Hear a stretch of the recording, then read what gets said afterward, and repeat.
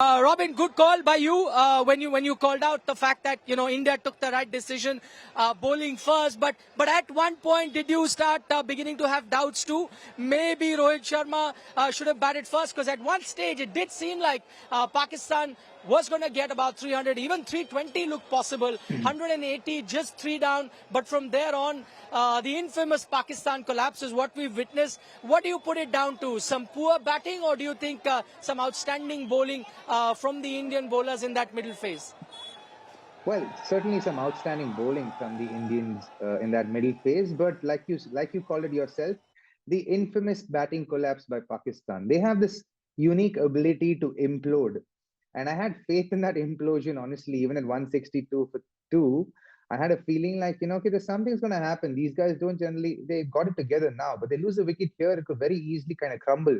And that's what happened. 162, 164, 167, 172, and then you realize, okay, this is they've done Pakistan again. They've done what they do best. And they've in certain games, you have a feeling like this batting lineup can implode, and that's exactly what happened today. As in, they had the game, but didn't handle pressure well.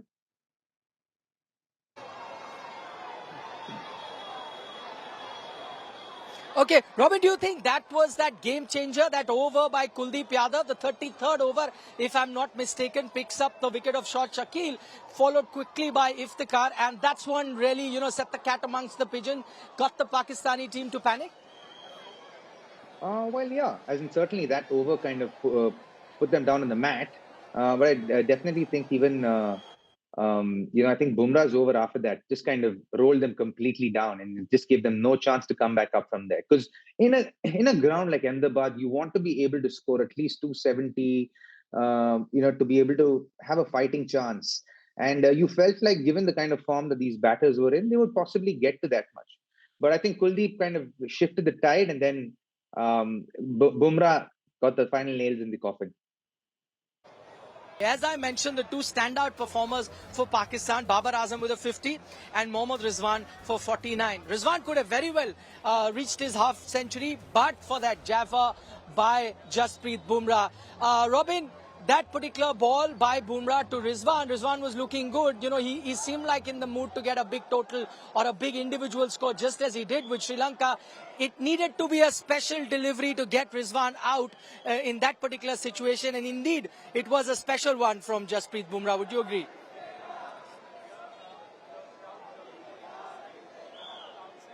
Absolutely. I thought he bowled incredibly well. I thought just the way he bowled throughout the day, the first spell, the ball wasn't swinging too much for him, but just the fact that he knew he had to come back and bowl some wicket-taking deliveries. And the thing about Jasprit Bumrah is that, right? As in, he's always hungry for wickets. He wants to create an impact in the game, and when you give him the opportunity to be able to do that, he delivers. And you got to give credit to Rohit Sharma as well, to bring him back at a stage like that, knowing and reading the game so well that if he gets a couple of wickets here, and the best person to give, or the best chance for you to get a wicket, is to bring Bumrah on. And if he can get you a couple of wickets, that's it, game sealed in that sense. And that's exactly what he did. Got an opportunity, got those wickets, and then closed the game.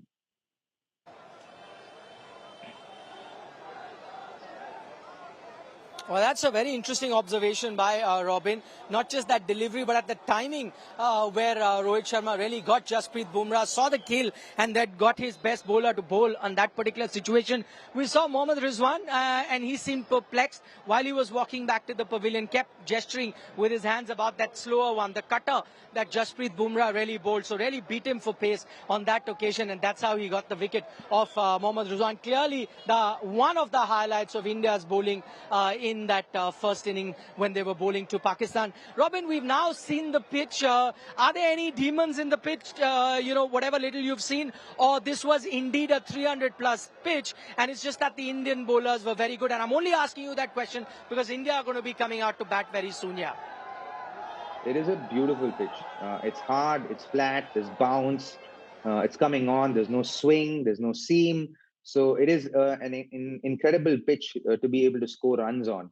And you saw for the first 30 overs or the first 29 overs, Pakistan were batting as such. And until the implosion actually happened. So I would say it's a great pitch to bat on. You want to see off the new ball anyways. And once you get that done, Shubman Gill's backyard. This is he's got tons of runs here, tons of like a lot of hundreds in T20 cricket. Rohit Sharma in the kind of form that he's in, I think it should be easy pickings this one for India.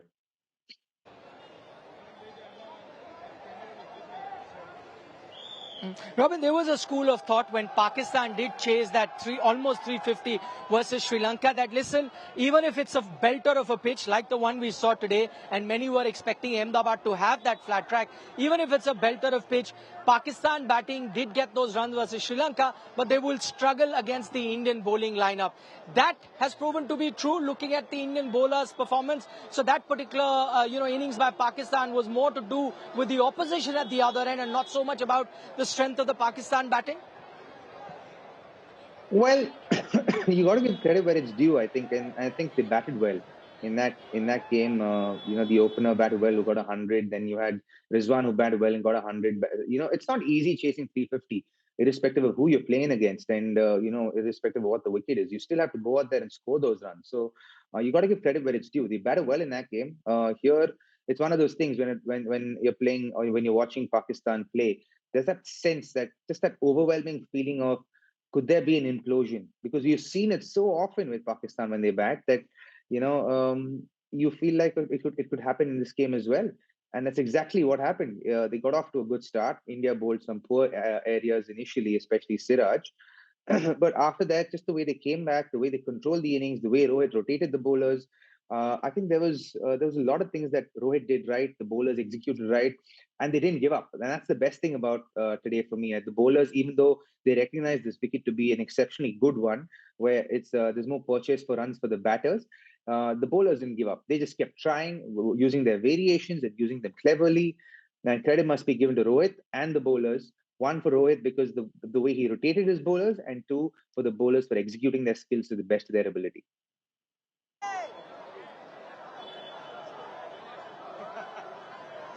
Robin, it's often spoken about, pressure. India-Pakistan game is always about pressure. And even though we heard from the two skippers on the eve of the game, both of them saying that, no, we're going to treat it like a normal game. Did you, seeing the way Pakistan bat today, get a feeling that that pressure kind of got to them? I'm referring to, like, some deliveries were outstanding, but some shots as well. That Hassan Ali shot comes to my mind, the kind of a shot he played. Probably even Iftikhar dragging that ball onto his stumps. Maybe that word pressure did play on their minds today. Did you get a feeling like that? Well, Hassan Ali, I wouldn't expect too much from because he's a bowler who can probably bat just a little bit. But I think the rest of the batters, I think Babar Azam was a poor choice of shot. When you're set at that score, that's the last shot you want to be playing to a fast bowler who's bowling cross seam, and you can see Siraj holding the ball cross seam from the top of his mark. So that was a poor shot. There were some exceptional deliveries.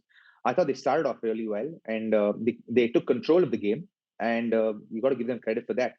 To put the Indian team under pressure is not the easiest thing to do in world cricket right now.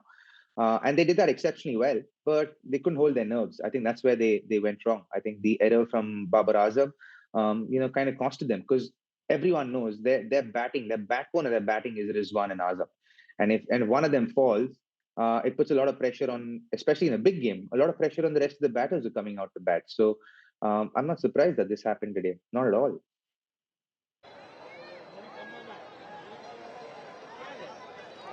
Okay, it's looking like a no contest at the moment, but I'm not going to speak too soon because there is still a total that the Indian team has been set and they still need to chase it down. Of course, it does look very comfortable at the moment. The stars today so far have been the Indian bowlers, as I mentioned. One of them was, of course, Kuldeep Yadav picking up those two crucial wickets in one over, which completely changed the tide of that innings. Robin Uthappa is still with us. Robin, as I mentioned, I was a bit circumspect, a bit careful about, India chasing it down. But there is a Shubman Gill who comes back into this. What is it that should be looking from him?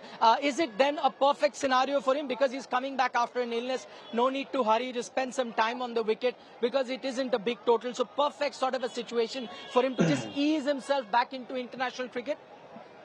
Oh, absolutely. You couldn't have said it more right, Nick. I think the fact that he's got the score to chase down right now gives him that time to allow himself to get into a decent space as far as batting is concerned, and try and get the team off to a good start. But once he consolidates, then takes his time and bats through to the end, gets not out, probably get 100, get that feel going. His first World Cup, so for the Indian team, so you want him to be able to score as many runs as possible, get off to a good start, break those World Cup nerves a little bit. So a lot of those aspects can be achieved in a situation like this, especially in a big game when you bowl the team out. You kind of go out there and put a big daddy kind of show, and Shubman Gill's got the ability and the opportunity today.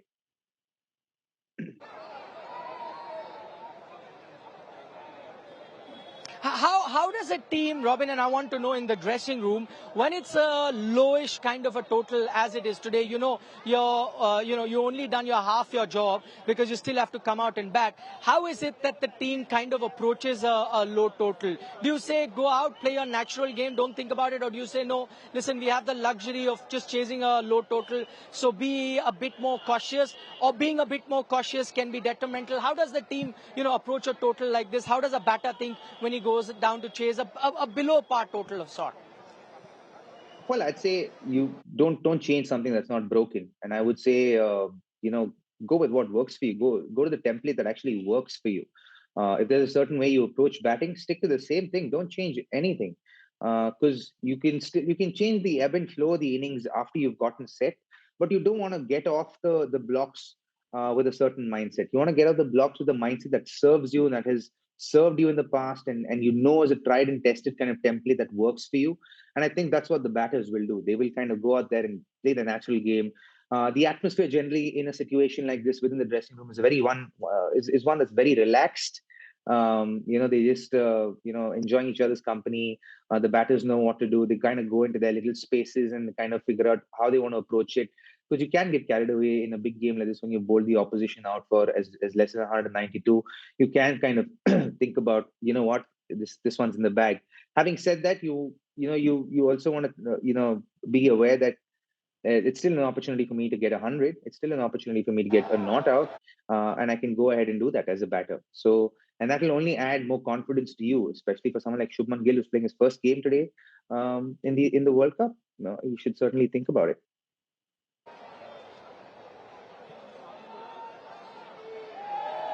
Okay, just a word on Kuldeep Yadav, Robin. I mean, you've seen him very closely, even during the IPL. We were taking a look at some of the images of Kuldeep bowling in the 2019 World Cup to Kuldeep Yadav that we've seen right now. What do you think has really changed in the Kuldeep Yadav from then to now? Well, quite a bit. I think his attitude has changed quite a bit. He's gotten a lot more aggressive, a lot more confident. He's become a lot more assertive, I think, as a bowler. And I think he's worked really, really, really hard on his skills as a bowler and developed his bowling in a beautiful manner. And I think one of those things that I've actually often spoken about Kuldeep is that he's kind of figured out a way to not toss the ball above the eye line, but yet bowl slow through the air and get the ball to dip. Skill wise, that's a very difficult thing to do as far as the art of spin is concerned, and he's been able to achieve that.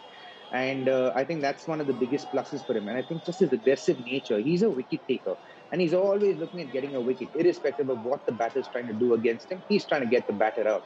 So that puts him in a great place where he's always in the game, and makes him look like a very menacing, aggressive bowler. And that's exactly what he is.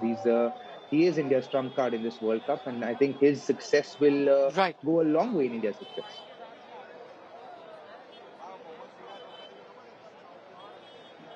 Right, Robin. Thank you so much for taking our time speaking to India today in this mid-inning show.